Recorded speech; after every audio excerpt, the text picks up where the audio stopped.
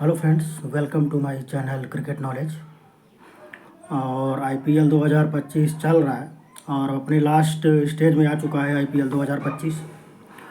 तो आज मैं बहुत इम्पोर्टेंट एक क्वेश्चन उठाने वाला हूँ और इस पर मैं पहले भी कई बार बोल चुका हूँ। हालांकि आईपीएल के पहले ही मैं प्रेडिक्शन कर दिया था इस चीज़ के बारे में। तो मेरा क्वेश्चन आज सिंपल सा ये है। आज आईपीएल का 64वां मैच है, 64th मैच है। LSG Lucknow super giants versus GT Gujarat Titans. ठीक है, तो जीटी तो पहले नंबर पर है टेबल में, क्वालिफाई कर गई है प्लेऑफ के लिए। और जैसा कि मैंने पहले ही भविष्यवाणी किया था और काफ़ी कॉन्फिडेंटली किया था, मतलब 100% कॉन्फिडेंट भविष्यवाणी प्रेडिक्शन आप जो भी कह सको, मैंने किया था कि लखनऊ की टीम प्लेऑफ से बाहर होगी, नहीं पहुंचेगी।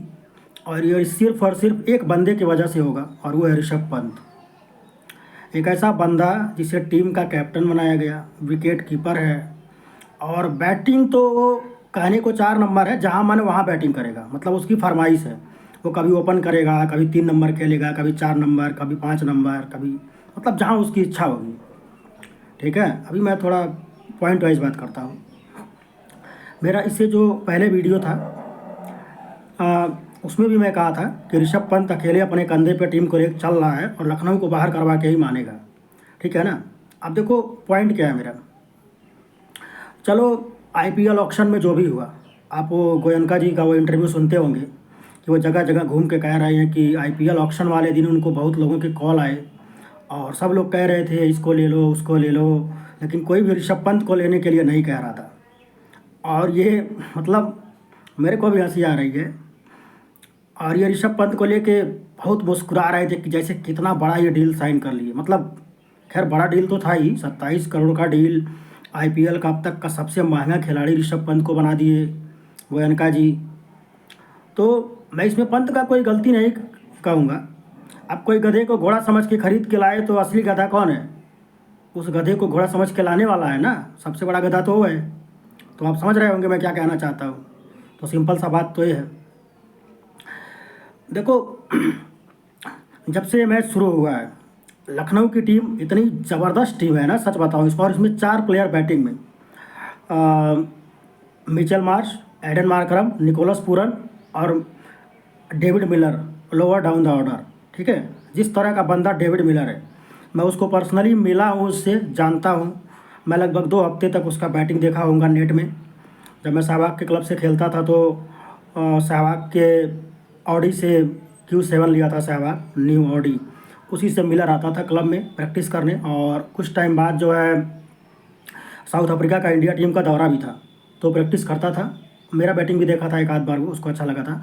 और उसका बैटिंग तो मैं डेली देखता था क्योंकि डेविड मिलर का बैटिंग मुझे काफ़ी पसंद था। तो मिलर का बैटिंग मैं देखा हूँ पास से और मुझे पता है मिलर किस कद का बल्लेबाज है। और जहाँ तक ऋषभ पंत का बात रहा, ऋषभ पंत तो मेरे साथ खेला हुआ है, दिल्ली के सोनेट क्लब में मेरा जूनियर था, तो मुझे उसको भी पता है वो किस क्लब कद का बल्लेबाज है। मैं तो देखो पार्ट टाइम बॉलिंग करता हूँ और नॉर्मली मैं बैटिंग करता हूँ, ओपनिंग करता हूँ, पार्ट टाइम बॉलिंग करता हूँ कभी कभी। मेरे को तो बॉलिंग मिलता था तो ऋषभ पंत को मैं 2-3 बार बोल्ड मार दिया था नेट में। तो कोच गुस्सा करते थे, देवेंद्र शर्मा कोच थे, गुस्सा करते थे पंत के ऊपर, अबे तू पार्ट टाइम बॉलर पर आउट हो रहा है। मेरे को नहीं अप्रिशिएट करते थे, उसको कहते थे। मैं कहा सर क्या बात कर रहे हो, मैं तो अच्छा बॉलर हूँ लेकिन आप मानते ही नहीं हो। तो हंसते थे वो। तो मेरे को पता है ये सब प्लेयर्स कितने पानी में हैं, मिलर क्या चीज़ है और ऋषभ पंत क्या चीज़ है। मतलब 1000 ऋषभ पंत मिलाओगे ना, एक डेविड मिलर नहीं बनेगा, जिस कद का बल्लेबाज है डेविड मिलर। ठीक है, और आपको ये भी पता है कि लास्ट वाले मैच में डेविड मिलर को बाहर कर दिया गया था। ठीक है, और ये जो रूल है ना कि 7 इंडियन प्लेयर खेलेंगे प्लेइंग 11 में, 4 फॉरेनर खेलेंगे, ये मैक्सिमम प्लेयर्स का रूल है। ये कोई ऐसा नहीं है 4 से कम आप रख सकते हो, फॉरेनर रखो चाहे इंडियन रखो। ठीक है, तो मिलर को जो लास्ट मैच में बाहर किया गया, मैं उस पर भी आऊँगा। मेरे को इतना मतलब बुरा लगा ना लास्ट मैच देख के। देखो पहली बात तो स्टार्टिंग में जो 5 मैचेज जीते हैं, आई थिंक 12 मैच खेले हैं, 7 मैच हार गए, 5 मैच जीते हैं। वो जो 5 मैच जीते हैं ना, वो पूरा अपने दम पे मिचेल मार्श, एडन मार्करम और निकोलस पूरन, और ख़ास करके निकोलस पूरन जिस कद की बैटिंग कर रहा था, 80-90% रन वही 3 बंदे जिताए हैं। और जो जहाँ पे 200 पार स्कोर था ना, वहाँ पे 235, 240, 230 वो बनाए, तब जाके टीम जीती है बड़े मुश्किल से। उन मैचों को भी इसने हराने का पूरा प्रयास किया। क्योंकि होता क्या है ना कि 4 नंबर पर अगर कोई ऐसा बैट्समैन आए जो पूरा मोमेंटम ही बिगाड़ दे गेम का, जब भी आता है तो 10-20 बॉल खाएगा और 10-20 रन बनाएगा, उसी से पूरा मोमेंटम मैच का बिगड़ जाता है। लखनऊ के आप सारे मैचेज उठा के देख लो, हर मैच का 2 पार्ट है। पहला पार्ट ऋषभ पंत की के आने के पहले और दूसरा पार्ट जो है ऋषभ पंत के आने के बाद। आप देखो, पता है, आप लॉजिकली सोचो, एक टाइम में जब महेंद्र सिंह धोनी अपने पीक पे था, तो इंडिया टीम जब भी फंसती थी तो हमारे दिमाग में आता था, अरे यार धोनी यह निकाल देगा। ये पॉजिटिव सेंस में था, धोनी आएगा निकाल देगा, मतलब धोनी जिताएगा, आएगा तो। सेम यही चीज़ ऋषभ पंत को देख के मुझे लगता है, लेकिन निगेटिव सेंस में। मतलब कितना भी अच्छा ना, अगर लखनऊ 8 ओवर में 100 रन भी बना देती है तो मुझे लगता है जैसे ही 1-2 विकेट गिरेगा ऋषभ पंत आएगा, हरा देगा, मैच फंसा देगा, मैच बिगाड़ देगा, मैच का कबाड़ा कर देगा पूरा। और हर मैच में यही किया है, हर मैच में आप उठा के देख लो। जो मैचेज ये जीते भी बहुत क्लोज जीते हैं, और उसको भी इसने पूरा अपने बैटिंग से और कप्तानी से और विकेट कीपिंग से ख़राब किया है। और जो हार गए वो तो हार ही गए। आप देखो, एक मैच में खाली 50 बॉल में 60 रन बनाया है बंदे का। 12 मैच अब तक खेला ना, 12 मैच में 7 बार ऐसा हुआ है कि डबल डिजिट्स में भी नहीं पहुंचा है, मतलब 10 रन भी नहीं बना। 27 करोड़ मिले बंदे को, 10 रन भी 12 मैचों में 7 बार नहीं बना। ठीक है, ये तो बैटिंग है भाई का। और वो जो 50 बॉल में 60 रन बनाया था, उसमें भी यही सत्यानाश किया था। अबे आईपीएल में तो भाई अनकैप्ड प्लेयर जिनको कोई नहीं सेलेक्ट किया, 50 बॉल में 100 रन बना रहे हैं, और तू 50 बॉल में 60 रन बना रहा है 27 करोड़ लेके, हैं।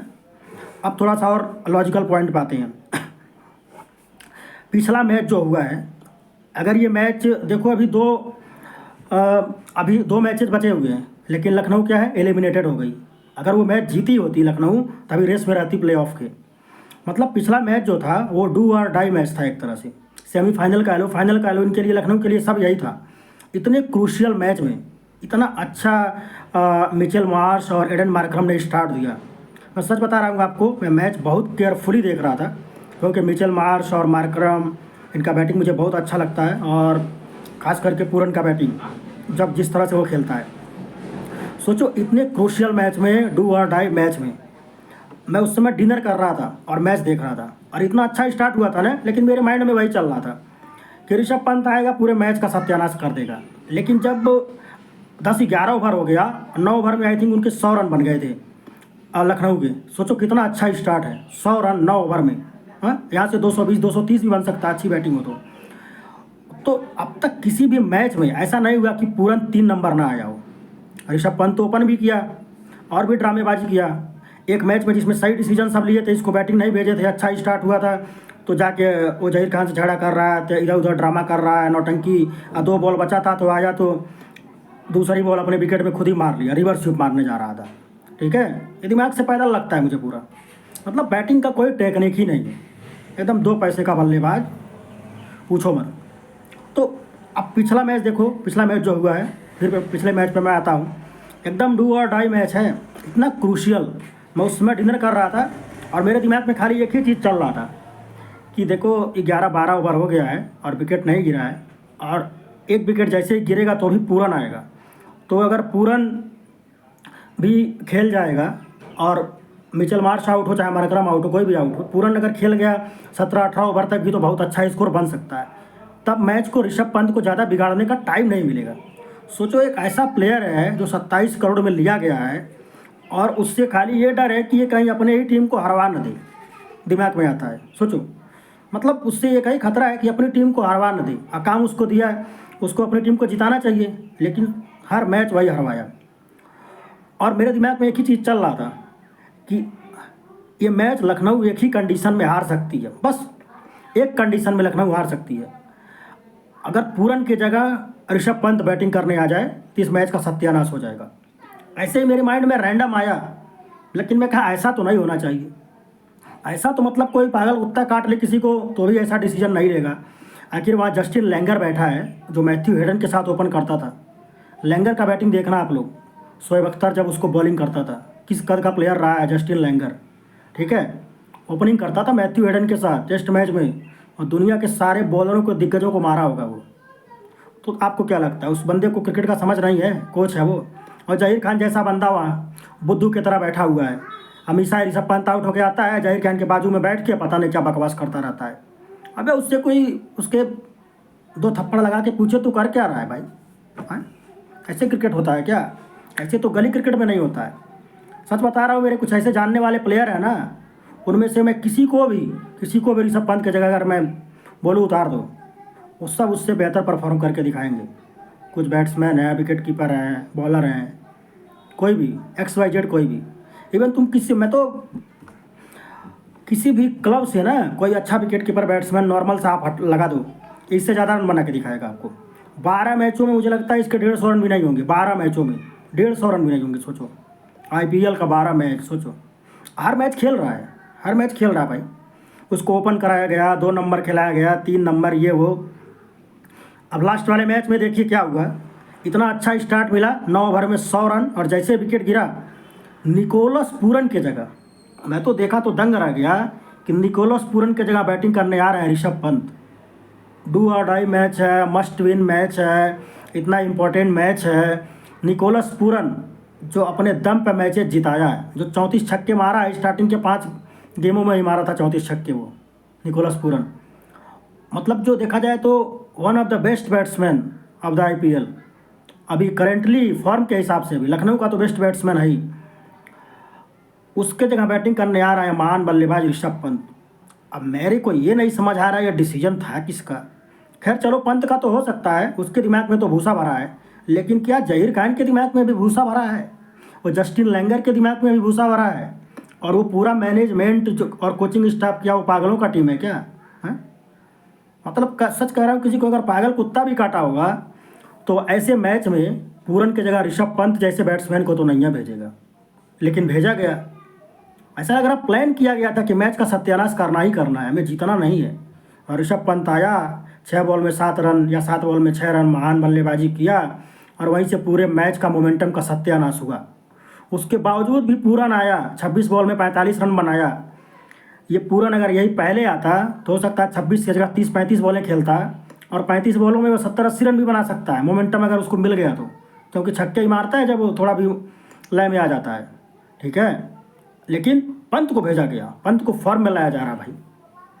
मेरे को तो समझ ही नहीं आता यार। सुनील गावस्कर हो गए, वीरेंद्र सहवाग हो गए, ये जितने बाकी चोपड़ी चोपड़ा बैठे रहते हैं सब चापलूस चोर 420 और तमाम एक्सपर्ट हो गए, किसी को कोई कमी दिखता ही नहीं है।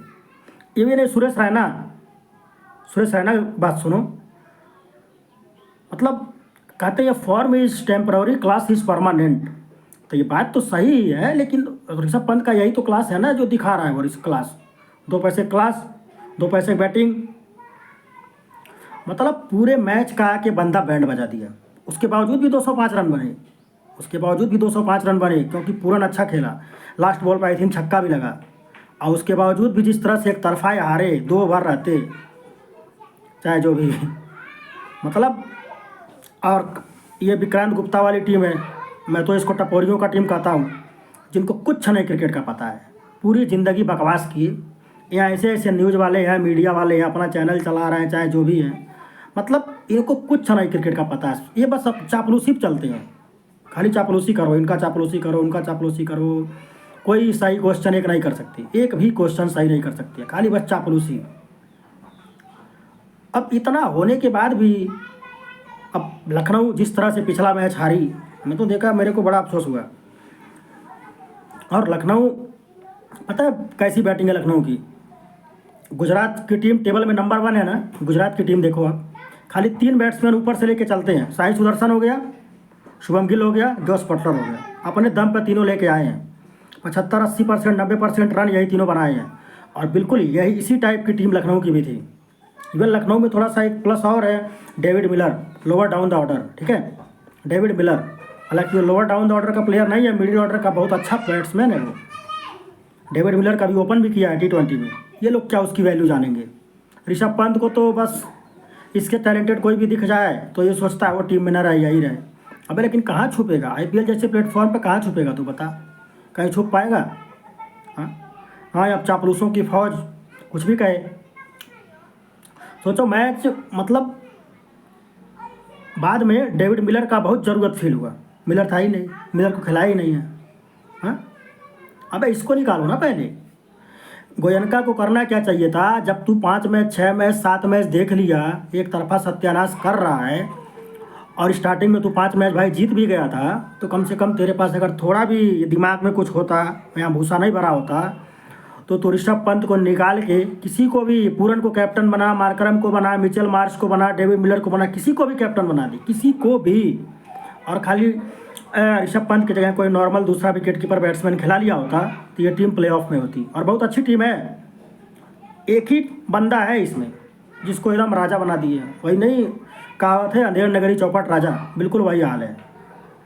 तो ये ले डूबा लास्ट वाला मैच, हालांकि स्कोर फिर भी ठीक ठाक बन गया था, लेकिन उसके बाद उसने अपने कप्तानी का कमाल दिखाया और टीम हारी बुरी तरह से।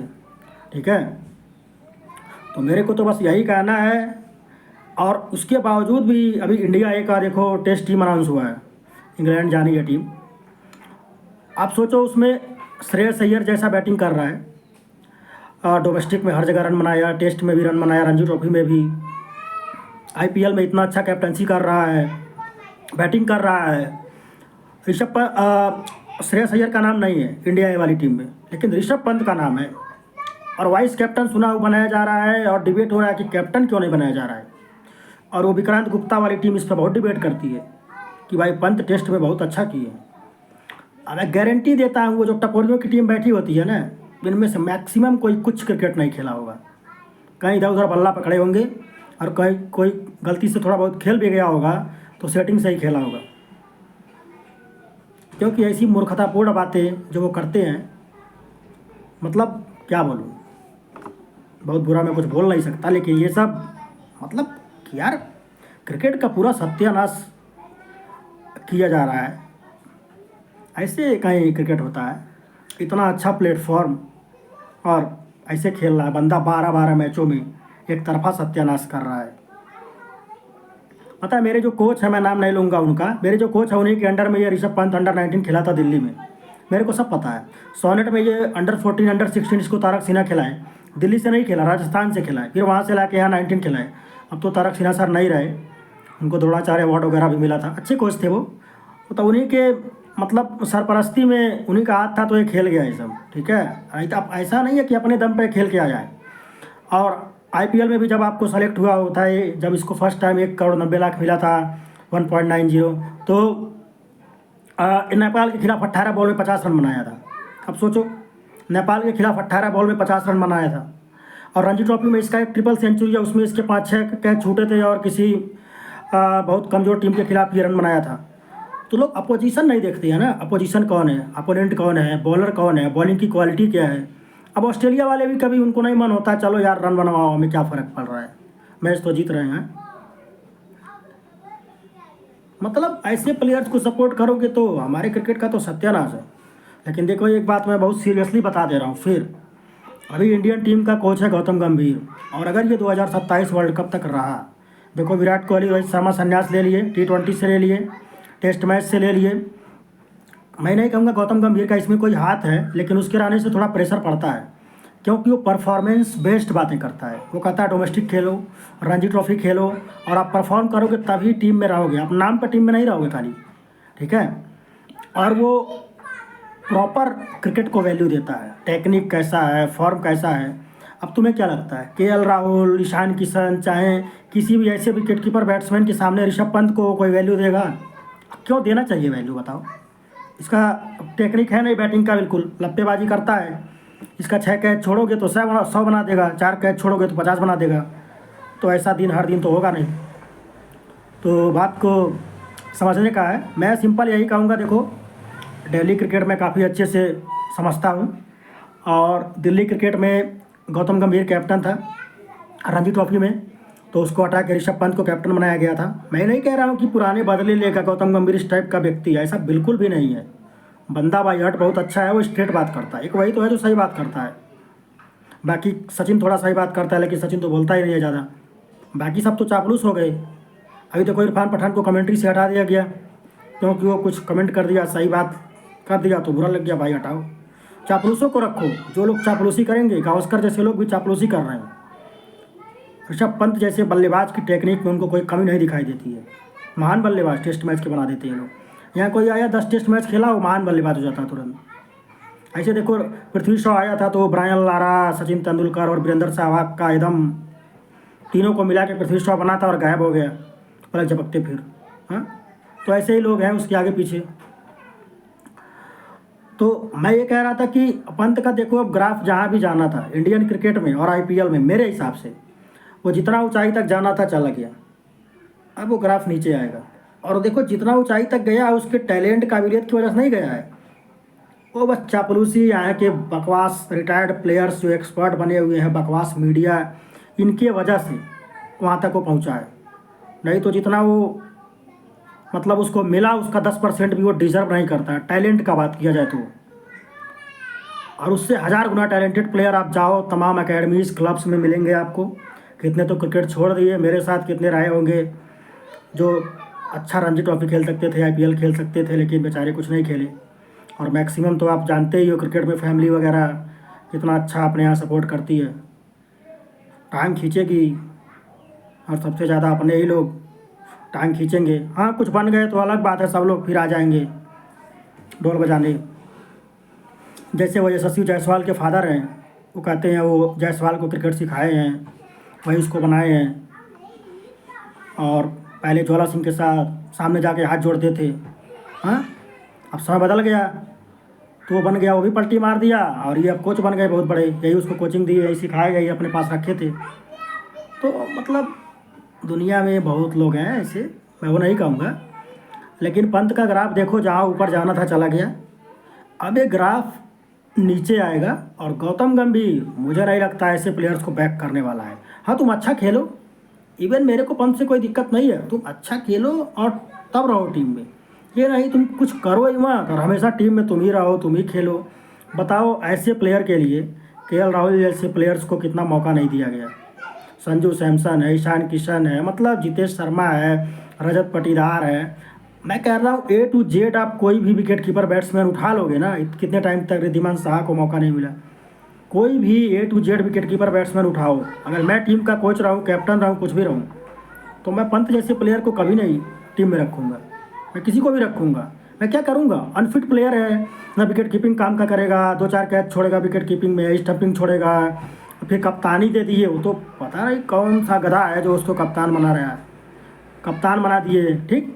उसके बाद से फिर बैटिंग में आएगा, सत्यानाश करेगा। ऐसी टीम को, ऐसे प्लेयर को टीम में रख के क्या करोगे, अपनी ही टीम को हराएगा ये। अभी देखो पहले ऋषभ पंत दिल्ली का कैप्टन था, दिल्ली का कोच था रिकी पॉन्टिंग। तुम्हें क्या लगता है रिकी पॉन्टिंग को पता नहीं है? वो तो 2 बॉल देख के बता देगा किसमें कितना दम है कि ऋषभ पंत का क्या औकात है। जस्टिन लैंगर को नहीं पता है हाँ कि ऋषभ पंत कितने पानी में है, लेकिन वो आए हैं भाई आईपीएल में कोच बन के आए हैं। वो तो गधे को कह रहे हैं घोड़ा है, बहुत अच्छा घोड़ा है, सबसे अच्छा घोड़ा है। उनको पैसा चाहिए, अपना पैसा लेके निकल लेंगे। और आप थोड़ा सा लॉन्ग टर्म में सोचो ना, इनमें उनका फ़ायदा भी है। अगर वो गलत प्लेयर्स को बैक करेंगे और ऐसे 2-2 पैसे के प्लेयर्स इंडियन टीम में रहेंगे तो इंडिया टीम बहुत अच्छा थोड़ी कर पाएगी या ना जीत पाएगी। तो इसमें उनका फ़ायदा है ना। जब इंडिया टीम में ख़राब प्लेयर खेलेंगे, टीम ख़राब होगी तो टीम हारेगी। तो इसमें उनका फ़ायदा है ना, अपोनेंट कमज़ोर हो रहा है तो। अब उनको क्या मतलब है, वो पैसा लेके चले जाएंगे, तारीफ़ ही करके तुम्हारा खूब तारीफ़ ही करेंगे, तुम खुश हो जाओ उसी में। खाली अपने से एनालाइज करो ना, चीज़ें सही है क्या है, गलत क्या है।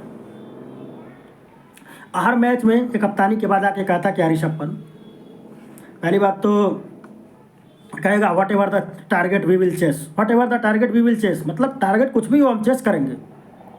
अपने बैटिंग कुछ करता ही नहीं है ये, खाली और टारगेट जब चेस हो रहा होता है तो आके उसका सत्यानाश करता है। पूरी कोशिश करता है कि टारगेट कैसे अब चेस ना हो, हमारी टीम हारे, काम वही करता है। Whatever the target we will chase, और हमेशा कहता है कि वी आर लर्निंग। अब लर्निंग ये कहीं मैथमेटिक्स साइंस के क्लास में होता ना, इसको टीचर मार के भगा देता है क्लास से। क्योंकि लर्निंग का मतलब है अगर आज ही कोई गलती किया तो अगले बार उसमें कुछ तो सुधार, कुछ तो इम्प्रूवमेंट होगा ना। यहाँ तो आज बुरी तरह हारे, कल और बुरी तरह हारे, परसों और बुरी तरह हारे, और हारते ही जा रहे हैं बुरी से बुरी तरह। और हर बार क्या कहते हैं, वी आर लर्निंग, हैं वी आर लर्निंग। तो लर्निंग है कहाँ, कहाँ लर्निंग है। उसको एक कॉपी और पेन होता, मैं होता तो दे देता। मैं कहता इस पर लर्निंग देख के दिखाओ, हर मैच का 10 पॉइंट लिखो, 12 मैच खेले हो ना, 12 दाव 120, 120 छोड़ो, तुम 100 पॉइंट ही अपना लर्निंग दिखाओ, कहाँ सुधार हुआ है, कुछ तो सुधार हुआ होगा। और लर्निंग है कहाँ? लर्निंग तो कुछ है ही नहीं, खाली बातों में है, वी आर लर्निंग, ये वो दुनिया भर का बकवास। मैं अभी और भी टीमों पे बात करूंगा, जितने टीमें एलिमिनेट हुई हैं उसमें मैं एक पॉइंट बताऊंगा किस वजह से वो टीमें बेकार की हैं, चाहे एलिमिनेट हुई हैं। अब तो क्लियर हो गया प्लेऑफ की 4 टीमें, और प्लेऑफ की 4 टीमें मैं पहले भी कहा था यही होने वाली हैं ज़्यादातर। डीसी और मुंबई में, पता है मैंने मुंबई को क्यों चुना? क्योंकि डीसी का कैप्टन है अक्षर पटेल। कि कभी भी ऑलराउंडर्स को कैप्टन बनाओ ही मत, कभी भी मत बनाओ, क्योंकि ये जितने ऑलराउंडर्स होते हैं ना, हार्दिक पांड्या चाहे इसके टाइप, अब लोग कहेंगे पांड्या की टीम तो अच्छा कर रही है। अबे पांड्या की टीम छोड़ो, पांड्या क्या कर रहा है? कल के मैच में पांड्या क्या किया है? उसका एक पैसे का भी योगदान है। और पांड्या जैसे प्लेयर अगर बॉलिंग नहीं करेंगे तो वो प्लेइंग 11 में डिजर्व करते हैं क्या? हाँ, बिल्कुल डिजर्व नहीं करते हैं। 4 ओवर का प्लेयर बन के रह गया है खाली। कभी कहा था टेस्ट मैच खेलेंगे तो मेरी तुलना कपिल देव से मत करो, तो ये तो वो, उसको लोग जैक कैलिस बना रहे थे। अबे कभी जाओ देखो जैक कैलिस का स्टैट उठा के, कौन था जैक कैलिस? सचिन तेंदुलकर और जहीर खान को मिला दोगे ना, तब जाके जैक कैलिस बनता है। ठीक है, जैक कैलिस बना रहे हैं। और कपिल देव भी ठीक अपने टाइम में अच्छे थे, कम से कम बॉलिंग ऑलराउंडर तो बहुत अच्छे थे वो। जो आता है उसको बस यहाँ तुरंत चने के झाड़ पर चढ़ा दिया जाता है। दिल्ली इसीलिए आ रही है, दिल्ली के लिए भी तो मस्ट विन मैच था, आ रही ना? हाँ, क्यों आ रही? क्योंकि वो अक्षर पटेल मैक्सिमम मैचों में यही प्रूफ करने में लगा रहता है कि मैं बेस्ट ऑलराउंडर हूँ, मैं इस टीम में डिजर्व करता हूँ, मुझे जो चीज़ें मिली हैं मैं उसको डिजर्व करता हूँ, वो यही प्रूफ करने में लगा रहता है। तो ऐसे में क्या होता है कि सारा परफॉर्मेंस इंडिविजुअल खुद पर चला जाता है, अपने पर ध्यान दे रहा है, टीम पर ध्यान नहीं दे रहा है। अब देखो कई मैचों में तो ये जो अक्षर पटेल है, पावर प्ले में एक मैच में तो 4 ओवर लगातार कर दिया, बताओ, अपना नई बॉल से। अबे 6 ओवर तो कम से कम मीडियम पेसर करा भाई। स्टार्क को ला रहा बाद में, अपने आया पहले ओवर में 20-25 रन खा लिया, फिर स्टार्क को ला रहा। अब बैट्समैन का तो दिमाग खुल गया, वो स्टार्क को भी धोए। सोचो, वो तो स्टार्क बाद में हमेशा अच्छा ही करता है, स्टार्क तो आया भी नहीं। लेकिन कितना मैच का सत्यानाश करा है, बहुतों मैचों का करा है सत्यानाश ही अक्षर पटेल। मेरे कोई ठीक ठाक ऑलराउंडर पहले लगा था, लेकिन जब से कप्तान बनाए हैं ना, इस पर बाद में मैं बात करूंगा। लेकिन लखनऊ का जो हाल हुआ है, लखनऊ का देखो हाल simple, all credit goes to Rishabh Pant. Lucknow ये जो एलिमिनेट हुई है, ठीक है, और सबसे बड़ा सरदार तो गोयनका है, जिसने इसको टीम में लिया और कप्तानी करवा रहा है और मुंह बना रहा है, और पता नहीं किसका फोटो लेके खोपड़ी मारता रहता है। खोपड़ी में फोटो मारने से क्या होगा? है, जिसको टीम में रखना है उसको रख नहीं रहा है, जिसको हटाना है उसको हटा नहीं रहा है। अब गधा खरीद के लाया है तो खोपड़ी में फोटो मारने से भगवान जी का या किसी का भी क्या हो, तेरा गधा घोड़ा बन जाएगा क्या? अरे भाई, ये गधा जो मैक्सिमम कर सकता है वो कर रहा है, उससे वही उम्मीद है। मेरे को तो बिल्कुल यही उम्मीद रहती है। लखनऊ का अगर 8 ओवर में 100 रन भी बन जाता है तो मुझे लगता है ऋषभ पंत तो भाई हरा देगा, क्या दिक्कत, अपनी ही टीम को हरा देगा। उसका वही काम ही है, वही काम वो किया, सारे मैचों में किया है। लेकिन अब भी उसके चाहने वाले और इतने चापलूस, मेरे को तो इनसे बहुत शिकायत रहती है, जितनी चापलूस मीडिया और रिटायर्ड क्रिकेटर्स हैं ये सब, मेरे को देख के इतना मतलब बुरा लगता है। अबे कभी तो सही बात बोलो, कभी भी सही बात बोलो। मैं एक 5th क्लास के अगर बच्चे को ना थोड़ा सा क्रिकेट बता दूँ, सिखा दूँ और बोलूँ टीम में किसको रखना चाहिए, तो वो कहेगा अरे पहले पंत को निकालो यार, ये तो टीम ही ख़राब कर रहा है, पूरी टीम का बैलेंस ही बिगाड़ रहा है। 12 मैच, 12 मैच। अब तो मैं कहूँगा बाकी 2 मैच है वो भी उसको खेले, पूछ लो भाई कहाँ खेलेगा, और गोयनका उसको ले जाए अपने यहाँ घर पर डिनर वगैरह कराएं, क्योंकि भाई फिर मुझे ऐसे लोग बिल्कुल नहीं पसंद। और पर्सनल कोई ऐसा डिस्प्यूट नहीं है, मतलब खेल के हिसाब से मैं बात कर रहा हूँ। अब सोचो मेरे जैसा नॉर्मल बंदा आईपीएल शुरू होने के पहले ही प्रिडिक्ट कर दे रहा है कि लखनऊ प्लेऑफ में नहीं पहुँचेगी, और इस आईपीएल का सबसे ख़राब बैट्समैन, विकेट कीपर और कैप्टन ऋषभ पंत होगा, और वो बात देखो कितनी सही हो रही है, 100% सही हुई है। मेरे जानने वाले जो लोग भी हैं क्रिकेट को थोड़े भी समझते हो, सब कह रहे हैं अरे आप बोले थे वही हुआ बिल्कुल। कैसे बता रहा हूँ मैं? क्योंकि मुझे पता है ना, मेरे को कम से कम इतना तो पता ही है कौन गधा है कौन घोड़ा है। अब किसी को ये भी नहीं पता तो भाई वो जाने, उसका काम जाने। बस यही। और आज तो लखनऊ का मैच है, अब तो कुछ कहने और करने को रह नहीं गया है। अब बस आप लोग मैच एंजॉय करिए, बाकी कुछ नहीं कहना है। थैंक्स।